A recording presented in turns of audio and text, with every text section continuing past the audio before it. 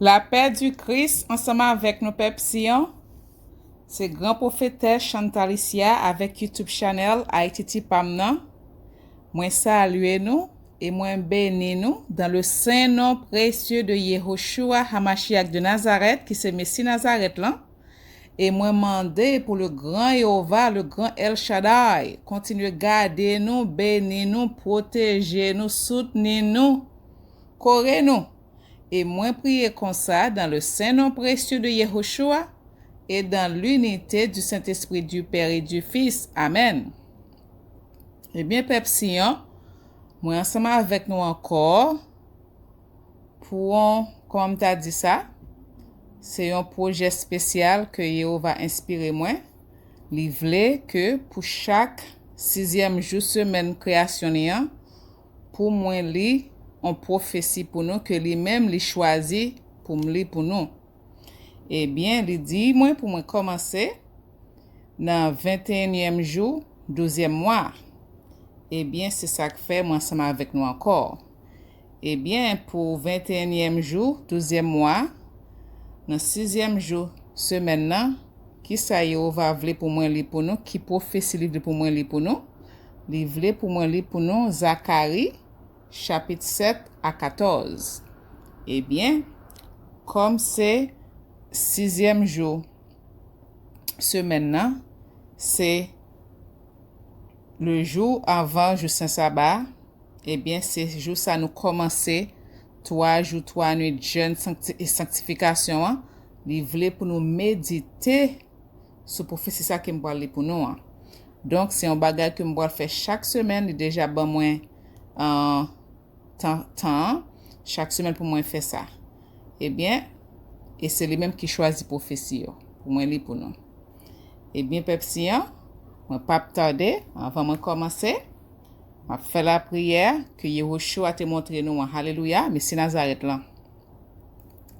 Papa nous, le grand Jéhovah, le grand El Shaddai qui saint, qui rete en haut dans le ciel là, c'est pour yo respecter nous.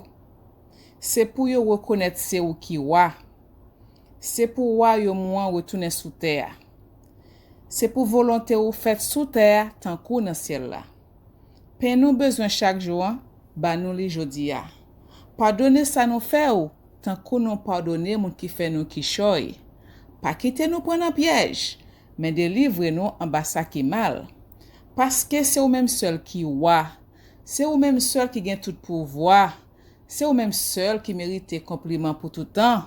Amen. Eh bien, on a invoqué du feu Pentecôte pour lui tomber sur nous. Alléluia. Moi, invoqué du feu Pentecôte Saint-Esprit, Saint-Esprit Jéhovah, Saint-Esprit Yoshua. Alléluia. Pour lui tomber sous tête moi, pour le bouler tout ça pas bon dans moi-même, pour lui purifier dans moi, purifier esprit moi, purifier corps moi, sanctifier dans moi, sanctifier esprit moi, sanctifier corps moi, nettoyer corps moi, nettoyer esprit moi, nettoyer dans moi, pour lui tomber sous Bible, pour lui tomber sur toute prophétie ça qui me parle là, pour tout chapitre, alléluia, pour lui tomber dans côté mieux là, dans chambre côté mieux là, côté m'a fait lecture ça pour nous, hein, pour lui tomber dans l'atmosphère, pour lui prendre contrôle toute atmosphère là, pour lui tourmenter toute vieux esprit qui t'a permettre pour venir attaquer là, pour lui tourmenter, pour lui faire la guerre, pour lui terroriser. OK? Moi prier tout pour lui tomber sur nous, pour l'inspirer nous tout, pour lui tomber sur nous de la tête aux pieds, pour lui tout ça pas bon dans nous, alléluia, pour lui guérir nous, pour lui délivrer nous, alléluia, pour lui donner force.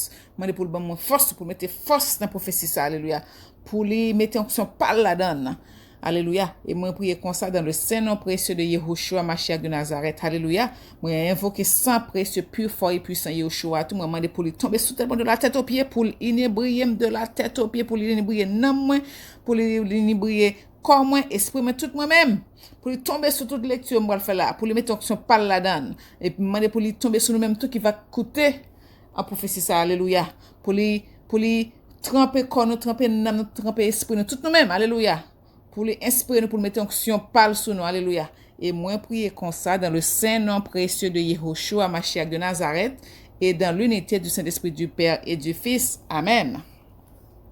Eh bien, Pepsien a commencé à prophétie que Jéhovah choisi pour moi lire pour nous dans 6e jour, semaine ça, commencé de 21e jour, 12e mois, alléluia. C'est Zacharie, chapitre 7 à 14. Zacharie, chapitre 7. Question fait jeune là. 4e jour, dans 9e mois, y aurait les mois qui se lèvent là. Dans 4e l'année, règne roi Darius. Yehova parle avec Zacharie. Moun la ville Bethel yo te voye Charizé ak Regem Melek ensemble ak moun pa yo vin la prière dans pied Yehova. Yo te voye yo vin mande prêtre yo ensemble ak prophète k'ap servi dans temple Yehova question ça. Pendant 5e mois, est-ce que c'est pour nous toujours prendre la peine pour temple yo te détruire? Est-ce que c'est pour nous toujours faire jeûne, est-ce que c'est pour nous toujours faire jeûne, nous te kon fait pendant toute l'année avant yo? Le ça, Yehova qui gen tout pouvoir parler avec moi. Li dim comme ça. Parler avec tout monde qui dans pays ya ensemble ak prêtre yo tout. Mande yo pour moi. Ça fait 70 ans depuis n'a fait jeûne. Depuis n'a prend la peine sous chaque 5e et 7e mois. Est-ce que c'est pour moi nous te fait tout ça? Comme ça tout. Le nous t'a mangé, le nous t'a boire. Est-ce que c'est pas pour propre plaisir par nous? C'est même message ça Yehova te voye pour faire tant longtemps yo vinn di nous. Le ça, la ville Jérusalem te plein moun. Zafè yo t'a marché bien. Te plein moun ap vive dans ti bouk qui tout autour la ville là. Dans zone Negev là, ak nan plaine sous bord soleil couché ya. Désobéissance peuple là, la cause yo déporté yo. Yehova parle ak Zacharie. Li dit comme ça. Moi te parle ak peuple moyen. Moi te dit yo c'est pour yo rendre justice sans parti pris. C'est pour yo agir ak bon cœur yon ak l'autre. C'est pour yo gen pitié yon pour l'autre. Pa peze vev yo, ni ti moun sans papa yo, ni moun lot nation ka vive nan mitan nou, ni moun ki nan nécessité. Pa rete ap kalkile nan tête nou, jan pour nous faire lot moun mal. Mais, yo te de refuse koutem.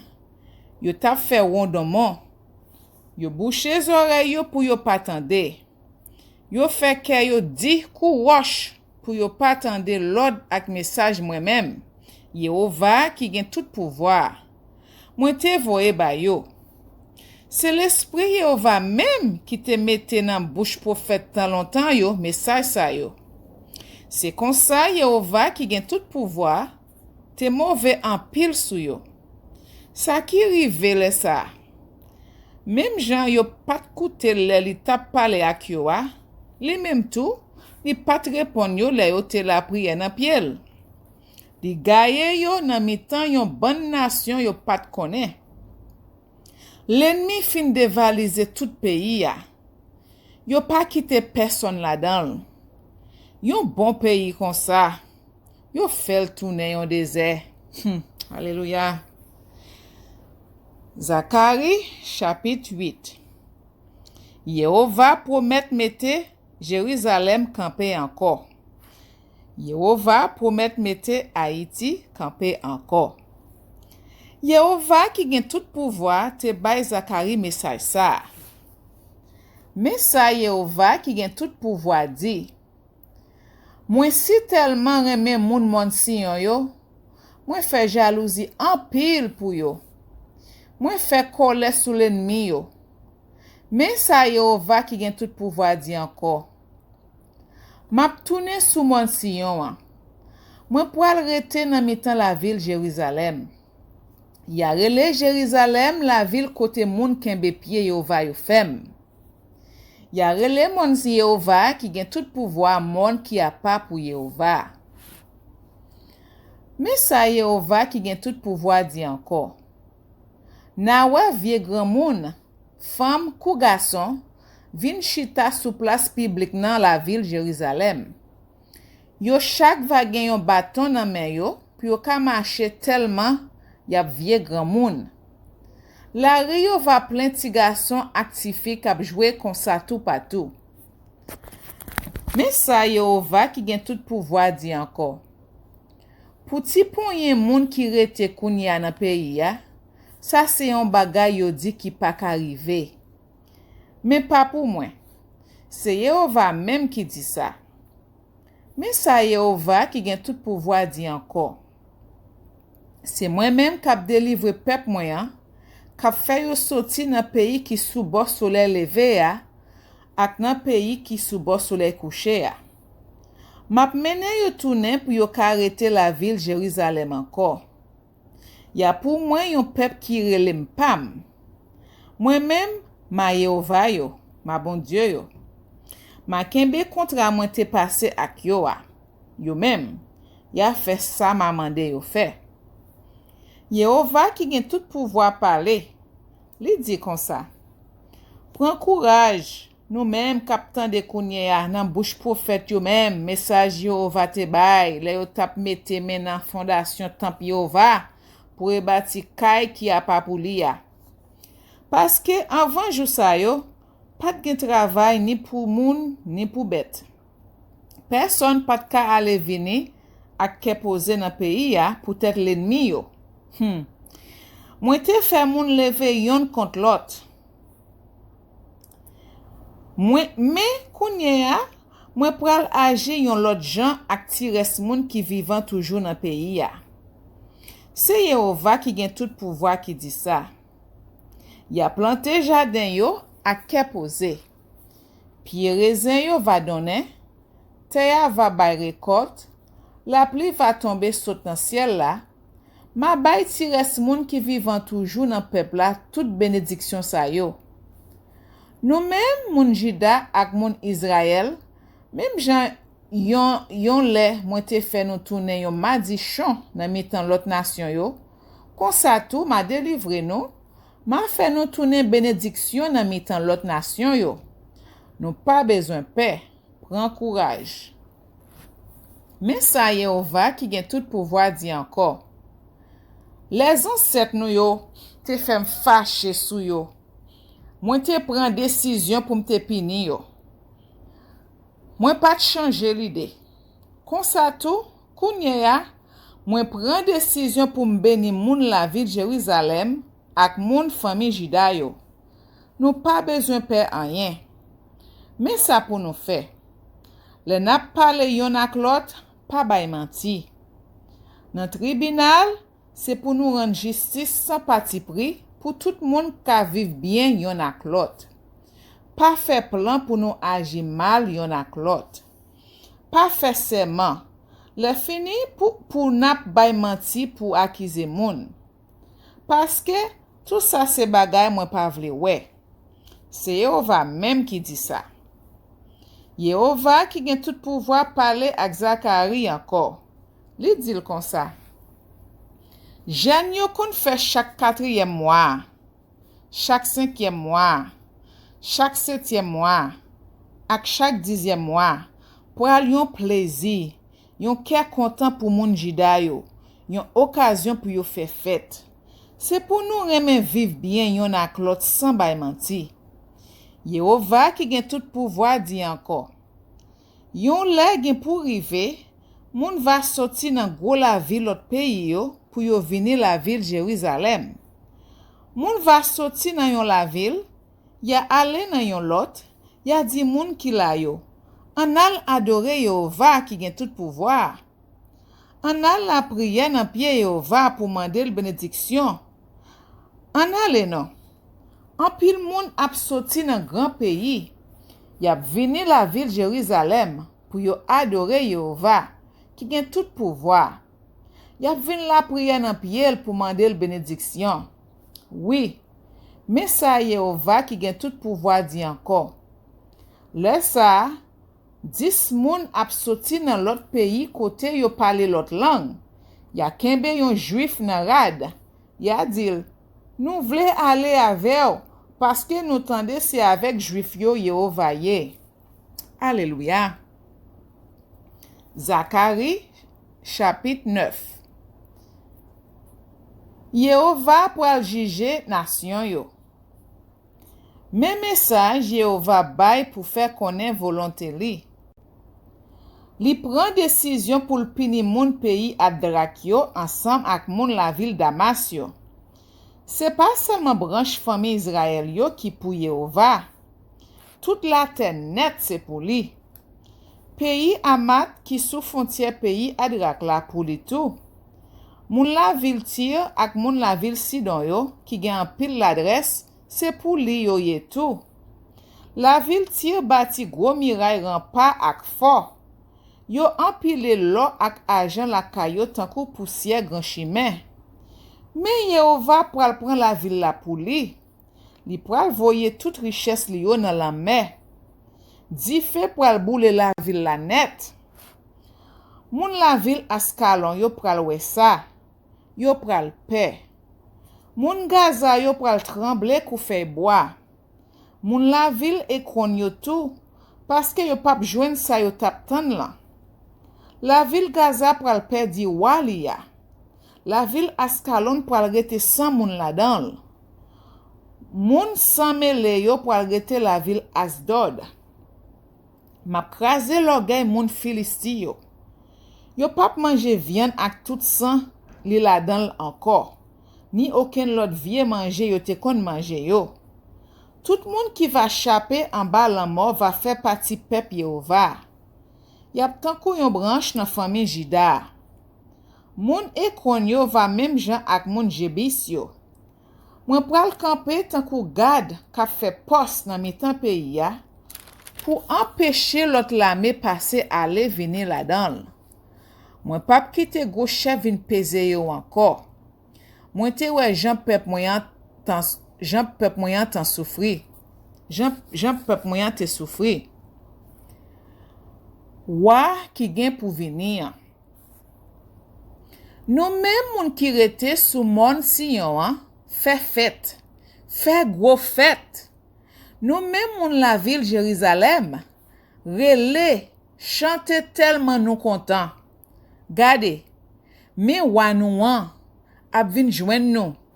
Li rend justice sans parti pris. Li genyen bataille la. Li sans l'orgueil. Li monte yon bourrik, yon ti bourrik derrière maman. Yehova di, m'a prêté tout chalage qui nan pays Ephraim. M'a prêté dernier choual qui nan la ville Jérusalem. M'a krasé dernier banza yo servi pour faire la guerre. Wanouan pral fait toute nation yo vive bien yon ak lot. M'a gouverné depuis yon la mer jouk nan lot la mer.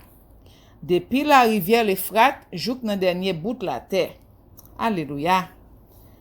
Peuple Yehova ap campé encore. Anou dit, peuple Sion ap campé encore. Anou dit, peuple Haïtia ap campé encore. Yehova dit, à cause kontra mwen passe avec nou an, kontra ki siyen ak san bet yo ofri yo, m'a fait la guerre moun nou yo ki te nan prison. M'a fait la guerre moun nou yo ki te nan prison. M'a prêté yo nan fond système sans gloa. Nou même prisonniers capitaine de délivrance yo, tourne nou nan citadelle côté na joine protection an. Jodi a, mais ça m'a dit non.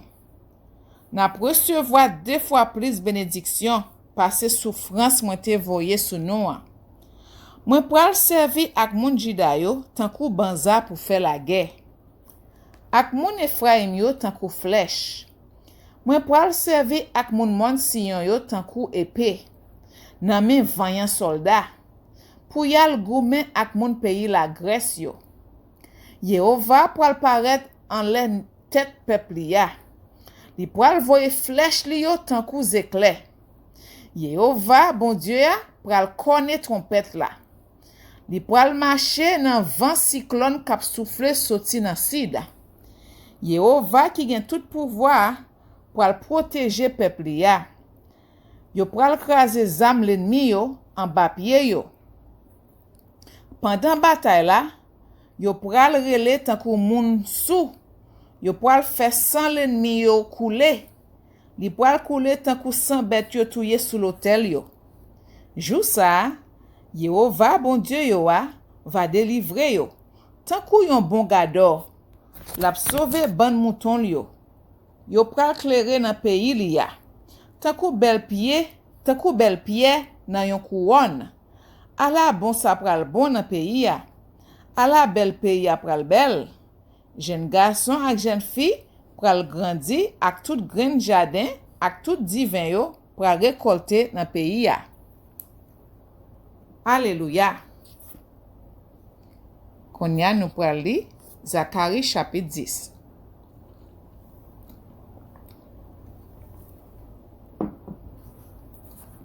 Yehova promet vin délivrer peuple ya.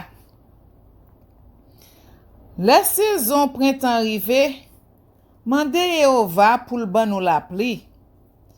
C'est Yehova qui fait l'oreille gronder, qui fait gros la pluie tomber. Il fait jardin tout moun pousser. Moun kap bat kat yo se trompe yap trompe moun. Divino yo même se menti yap bay. Rêve yo fait pa vle di anyen. Moun yo mette espoir yo nan bagay ki pap jam rive. Moun yo perdi tête yo tankou mouton ki perdi ban. Yo nan traka, paske pa gen chef pou menen yo. Yehova di encore, mwen en colère sou moun lot nation kap gouverne pep mwen. Mwen pral pini yo. Oui. Mwen pral pran soin ban mouton yo. Moun famille Jida yo. Mwen pral ba yo force courage pour yo servim tankou choual fringan pour faire la guerre.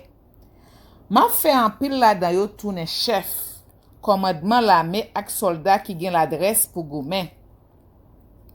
C'est nan peuple la même m'a fait chef qui pour gouverner yo soti. Moun peuple Jida yo pral genyen bataille la. Yap tankou soldat kap foule l'ennemi en bas pied yo nan la boue nan grand chemin. Yo pral goumen parce que Yehova la avec yo.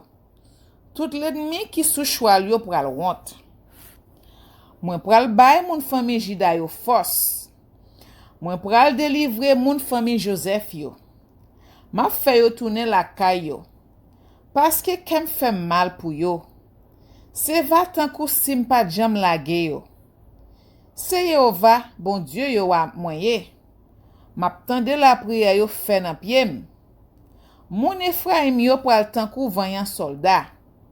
Yap kontan tankou moun ki en bas gwog. Pitit yo va songe sa. Ya fè fête. Yap tankou pou sa Yehova te fè pou yo. Mwen pral rele yo pou m'fè yo semble paske mwen délivre yo. Yo pral vin peuple en pile encore. Jan yo teye anvan. Map gaye yo. Nan mitan lot nation yo. Mais y a toujours sonjem. Mais la yo nan pays bien loin, ya vive la ensemble ak pitit yo. Yon jou, ya tourne nan pays yo wa. Ma fè yo soti kite pays l'Égypte tourne la kay yo. Ma ramasse yo nan pays la Syrie, yap tourne vin rete nan pays Galagad ak nan pays Liban. Pays a pral trop petit pou yo. Le pou yo jambe lan men pays l'Égypte la, mwen même Yehova, ma frappé de l'eau lan mer. Et puis tout côté la rivière Nil ap koule yo pral chèche. Mwen pral krasé l'orgueil pays la Syrie. Pays l'Égypte pral perdi pouvoir li. Mwen pral bay pep mwen force courage encore. Ya servim, ya fait louange mwen, c'est Yehova même qui dit ça. Alléluia. Zacharie chapitre 11. Yo mette gros chef yo à terre. Ou même pays Liban, l'ouvri pota ou yo pour di fe kaboule tout pied sed ou yo. Nous même pied si kren yo. Plein son nou, parce que pied sed la tombe. Gros pied bois yo fini. Nous même pied bois de chêne, pays bazan yo. Relé, plein son nou, parce que gros rak plein bois krasé. Côté ou passé, autant de chef yo a plein. Yo fini, Yo perdi pouvoir yo. Côté au passé, autant de jeunes lions yo à pleine. Yo coupé toute belle rag bois qui sous bord la rivière Jourdain yo. Dégado mouton yo. Yehova, bon Dieu moyen dim comme ça. Ou poil soin mouton y a paré pour l'abattoir. Moun kap achete yo ap touye yo. Personne pa ka mande yo compte. Moun kap vend yo même ap di louange pour Yehova. Gade jan nou riche non. Ato gado mouton yo pa gen pitié pour yo. Yehova di, moi pa gen pitié pour moun ki rete nan pays ya. C'est moi-même qui pral lage yo nan men propre chef yo ak propre roi yo encore. Chef yo pral fini ak pays ya. Moi pas faire rien pour mwete yo en bas men yo. Comme ça, moun ka fait trafic mouton yo, paye m pour m soin mouton y a paré pour l'abattoir yo pour yo. Moi prend deux bâtons. Moi rele yon faveur, moi rele l'autre la tête ensemble. Et puis moi tame prend soin mouton yo. Gado yo bam dégoûtance. Nan yon mois, moi te changé 3 gado yon après l'autre. Yo même tout, yo pas de vle wem. Laisse ça, moi di peuple la. Moi pas soin nou encore. Ça qui pour mourir met mourir. Ça qui pour disparaître met disparaître. Ça qui rete yo même, yon met manger l'autre. Le fini, moi prend bâton faveur, moi casse le deux bouts. Qui vle di, moi casse contrat moi-même, Yehova. Moi te passé ak toute nation yo. Jou ça, contrat te cassé. Moun ka fait trafic mouton yo te rete la ap gadem. Yo vin comprendre ça me te faire. Yo reconnaître c'est un message Yehova ta bayo. Moi di yo, si nous vle payer, nous met payer.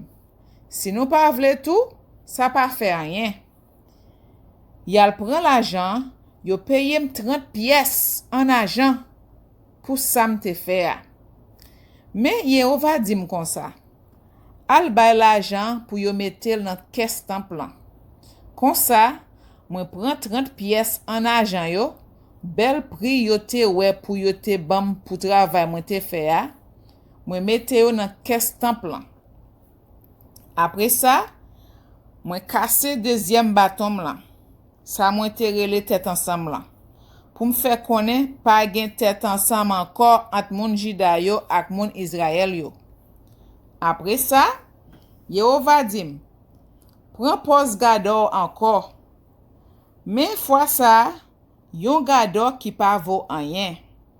Parce que moi pral mette yon gado pour occuper ban mouton yo. Mais le yon mouton perdi, c'est pas pour lui ça. Si yon égaré, li pa pral chercher. Si yon blessé, li pa faire rien pour guérir. Si yon bouquet, li pa faire rien pour soutenir. Au contraire, la manger sa ki pi gras yo. La fan zago tout l'autre yo. Ma di chon pour mauvais gado a. Li kouri kite mouton yo pour compte yo. C'est pour la guerre fini ak pouvoir là. C'est pour bral vin pok. C'est pour li pa wè nan je droite li. Alléluia. Ou pep Sion. Zacharie chapitre 12.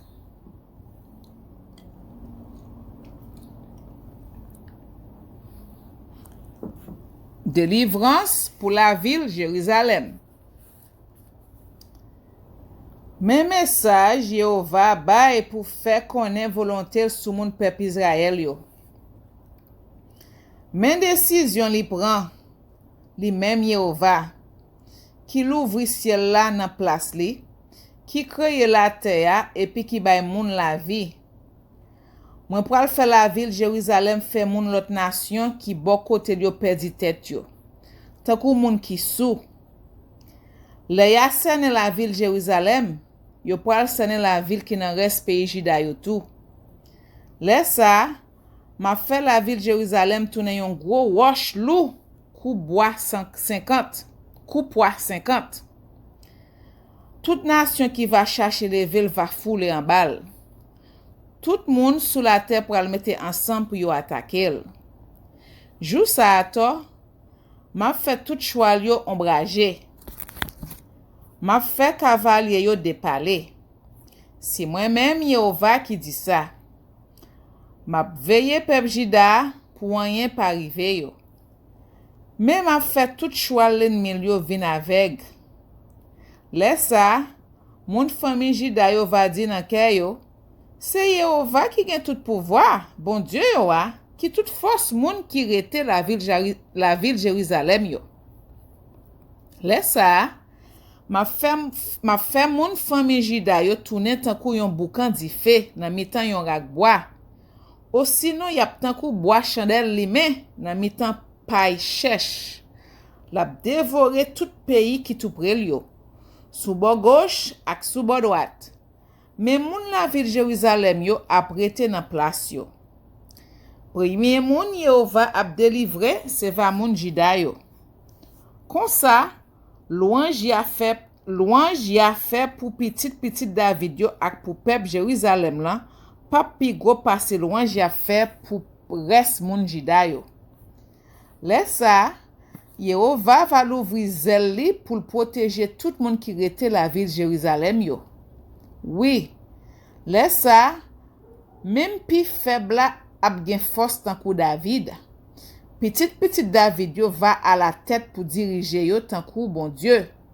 Tant kou zan Jéhovah. Laisse ça, m'a détruit toute nation qui va comprendre puis attaquer la ville Jérusalem. M'a fait petit David yo ak moun la ville Jérusalem yo gen bon kè. M'a fait yo kon la prière nan piem. Ya levé yo gadem. Ya wè moun yo te perse ya. Ya nan gros la peine pour li tan kou moun ki perdi sel petit li te genyen.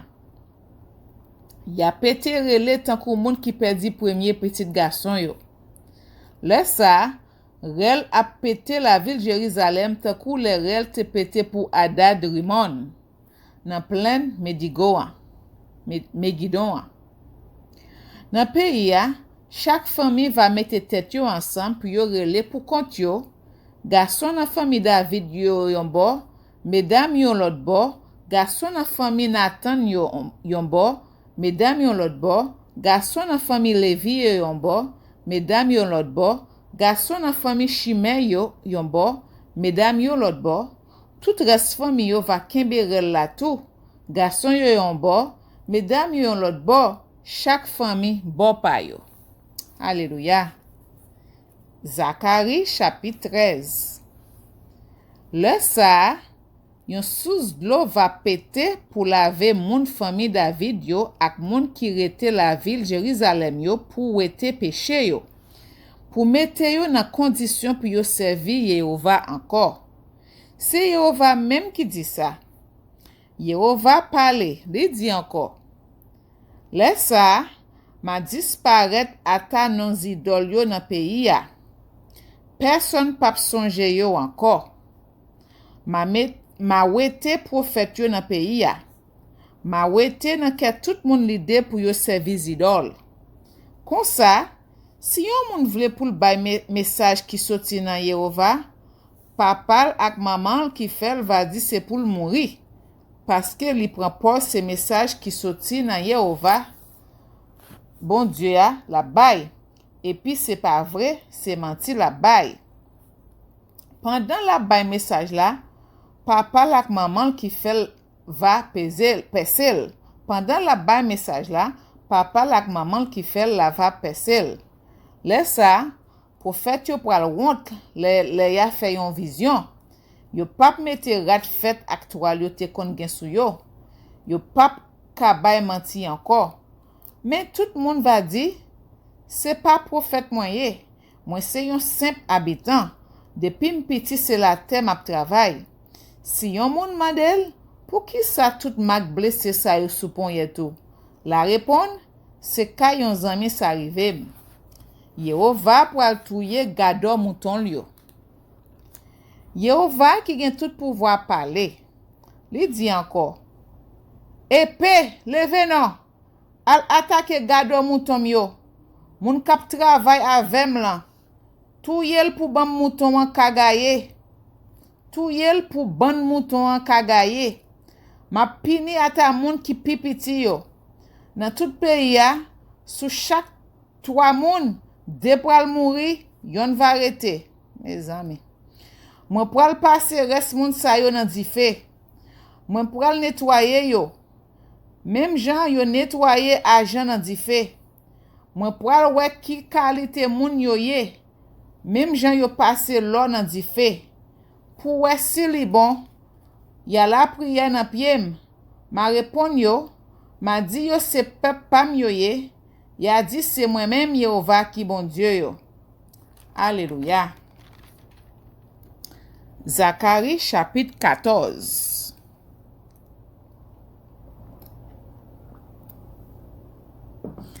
Dernier bataille là. Gade, men jou jugement Yehova a privé. Jou sa, yo pral piller la ville Jérusalem. Yo pral séparer tout ça yo prend là dans li là devant genou. Yehova pral rassembler toute nation yo pour yal faire la guerre avec la ville Jérusalem. Ya prend la ville là, ya pillé tout kayo, ya fait kade Jacques sous mesdames yo. Yo pral déporter moitié nan moun yo. Mais reste peuple là apprêté dans la ville là. Le fini, Yehova pral paraître pour l'al goumen ak nation yo. J'en étais kon goumen nan tan longtemps. Laisse ça, la descente campé sous mon pied Olivio, qui en face la ville Jérusalem, sous bord soleil levé. Mon lan va fan de bonnet aller. La fait yon fond nan mi-temps qui sorti bord soleil levé, descend bord soleil couché. Moitié nan mon lan va faire bord nord, l'autre moitié va faire bord sud. N'a longe fond pour nous courir chaper konou jouk n'arrive l'autre bon mon atsel. N'a courir mettre dehors même gens ancêtres nous yo te fait là, les tremblements de terre a te passé sous règne Osias, roi pays Juda. Yehova, bon Dieu nous va venir, la mener tout le monde par yo avec. Les jours ça va arriver, pape gen lumière, pape fait fredi, l'eau pape fait glace. C'est va yon jour qui pape tan kou l'autre jour yo. A fait clair net. Pape gen lan nuit encore. C'est Yehova seul qui connaît les ça va arriver. Les jours ça va arriver, belle de l'eau douce pral couler sorti la ville Jérusalem. Moitié nan de l'eau a fait yon branche la rivière descend bord soleil levé, tomber dans la mer mourir. L'autre moitié a descend bord soleil couché, tomber dans la mer Méditerranée. De l'eau a coulé sans arrêter. Dans saison fredi, kou dans saison chalet. Laisse ça, c'est Yehova qui pral sel roi sur toute la terre. Laisse ça, c'est lui qui pral sel bon Dieu pour tout le monde. C'est lui même assez tout le monde ap connaît. Tout pays a pral tourner yon gros plaine plate depuis Geba nan nord, rive Rimon nan sud, ak Jérusalem nan mi-temps. Seule la ville Jérusalem pral rete bien haut. La sorti depuis portail Benjamin, rive nan portail coin. Côté premier portail la te ye, depuis Fort Ananiel, rive nan moulin raisin wa. Moun va rete là dans la ville là, malè pap tombe sou yo. Ya vive à ke pose la ville Jérusalem.